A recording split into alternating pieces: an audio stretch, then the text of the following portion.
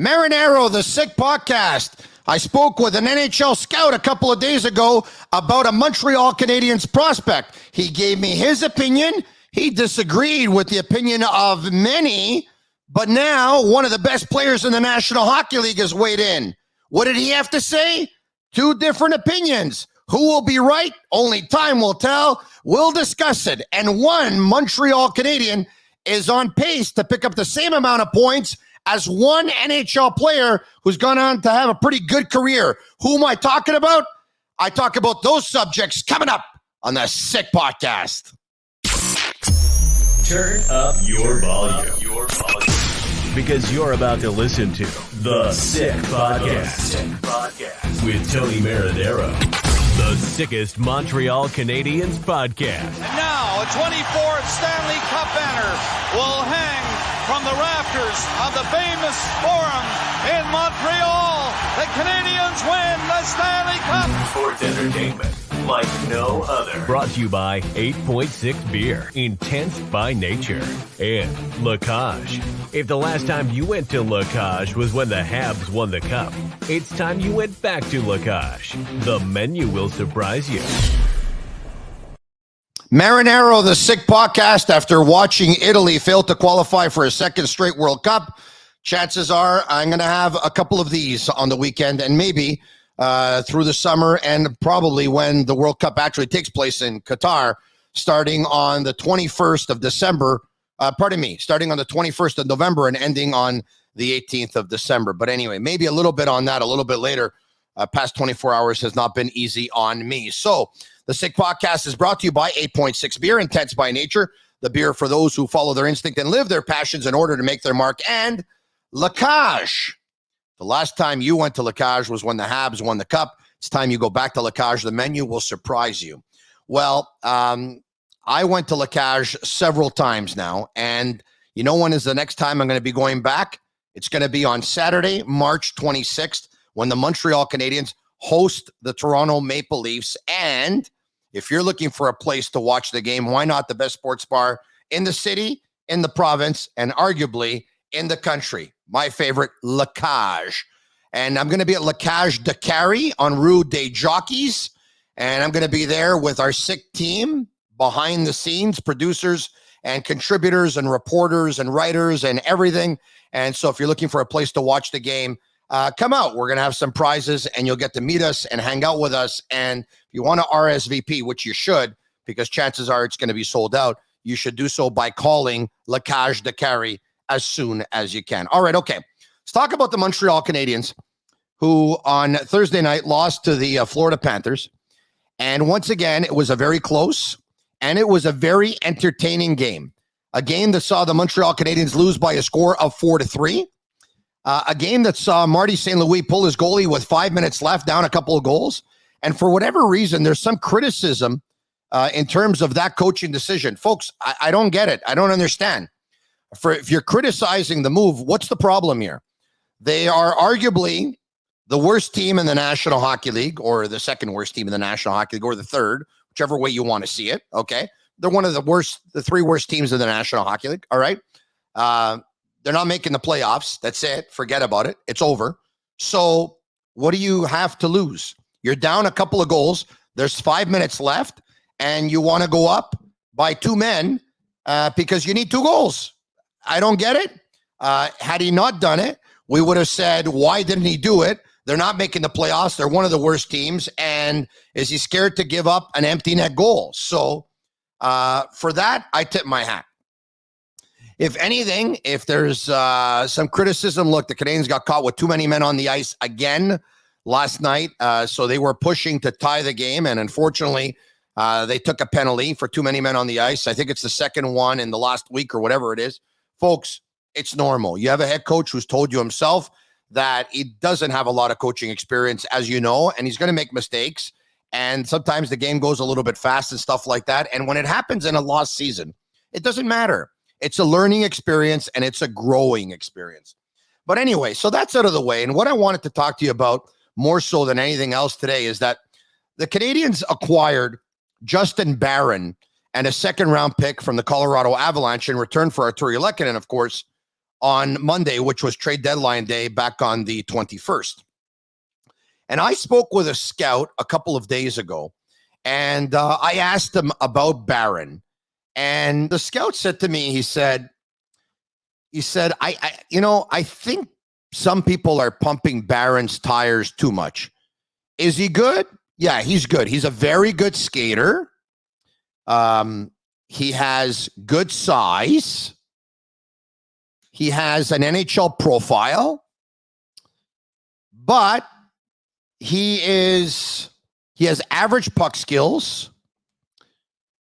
He's not overly physical, and he'll be a second pairing defenseman, maybe a 4. And I thought that was interesting. And I said, okay, you know what? Even if Justin Barron turns out to be a 4 for the next decade, and Arturi Lehkonen was on your third line and might be on a fourth line within a couple of years from now, and is an RFA with arbitration rights and was probably going to get 3.75 times 4 years or whatever it is, and he ends up on the fourth line within a couple of years, that would be a contract that you would regret. So if you can get a number 4 for 10 years, who, of course, at the beginning of his career will be on an entry level and then won't be making that money until 5 or 6 years down the line, it seems to me that that would be pretty good. But hold on a second here. Christopher Letang tells a member of the media on his podcast that Sidney Crosby went up to him and told him, a defenseman like Justin Barron, you don't trade a defenseman like that. Now, Sidney Crosby would know a thing or two about Justin Barron. Why? Well, because Justin Barron is a Halifax, Nova Scotia boy, and you know that Sidney Crosby is a Cole Harbour, Nova Scotia boy.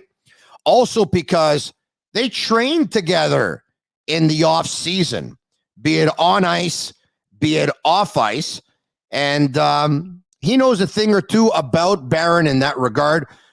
Should be pointed out that Barron also played for the Halifax Mooseheads, of course, the Quebec Major Junior Hockey League for the last 4 years. So Sid would probably know a few people who saw Justin Barron play more than his share of games.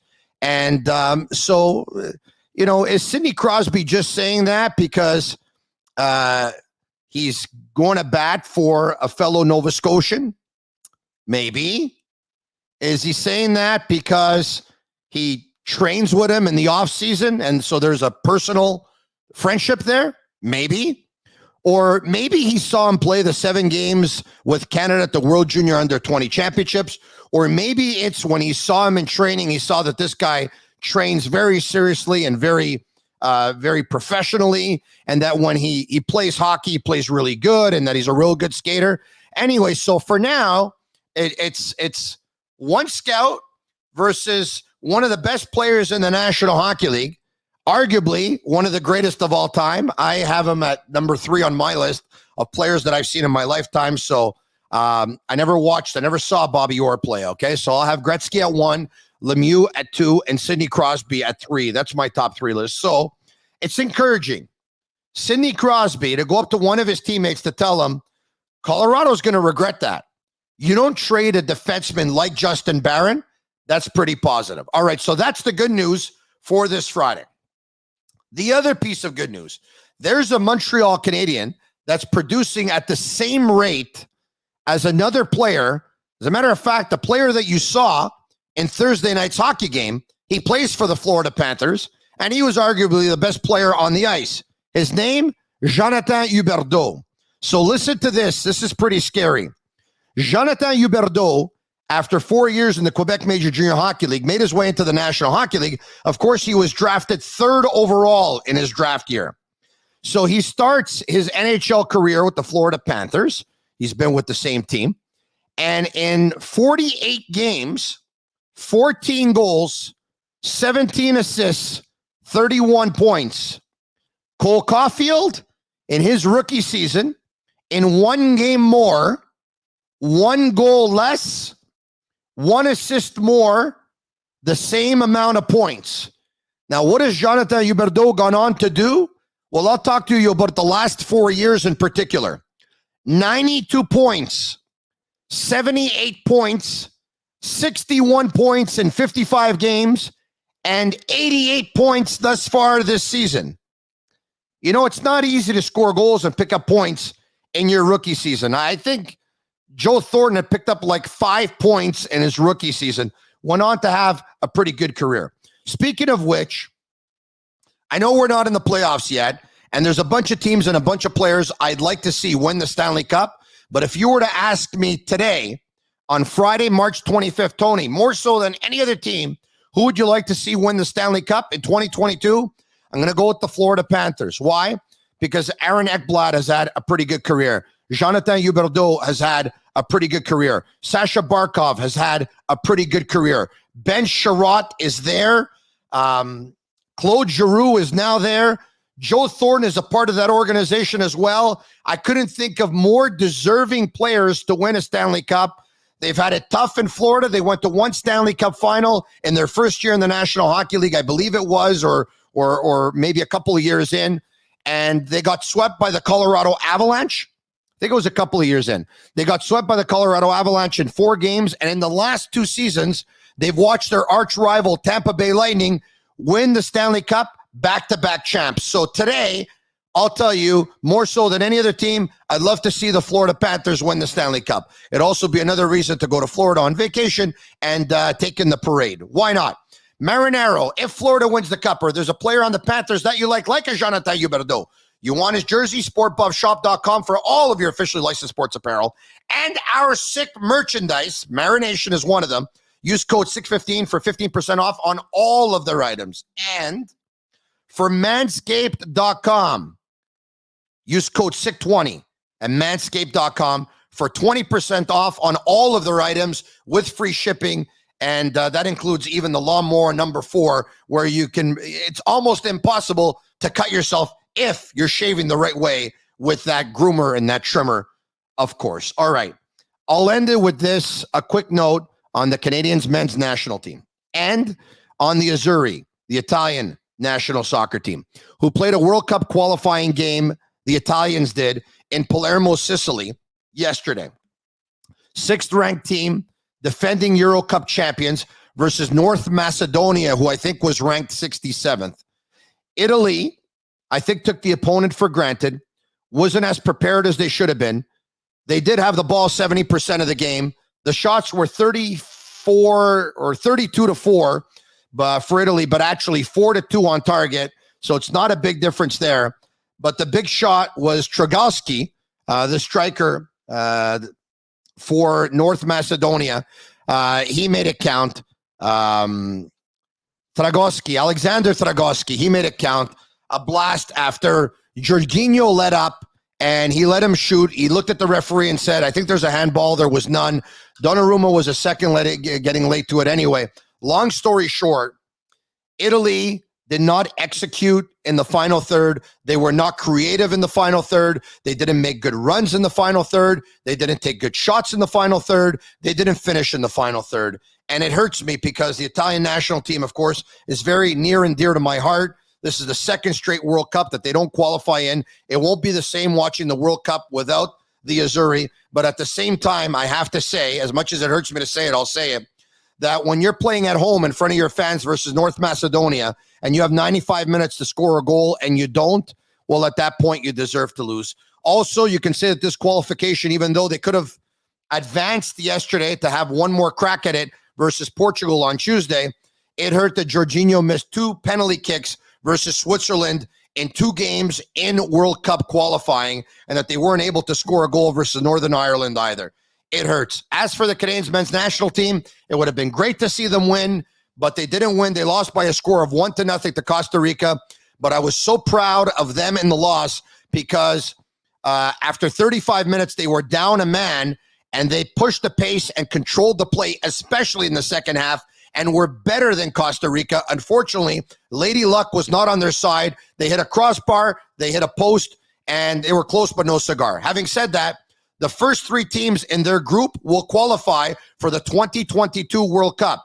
Canada is in first, 3 points up on the States and Mexico. The 4th place team will have a playoff game, and it's Costa Rica right now, but Costa Rica is 6 points behind Canada. Let's just say Canada loses both games and Costa Rica wins both games, Canada still has a plus 13 goal differential and Costa Rica's got a plus 2 or whatever it is. I don't have the stats here in front of me.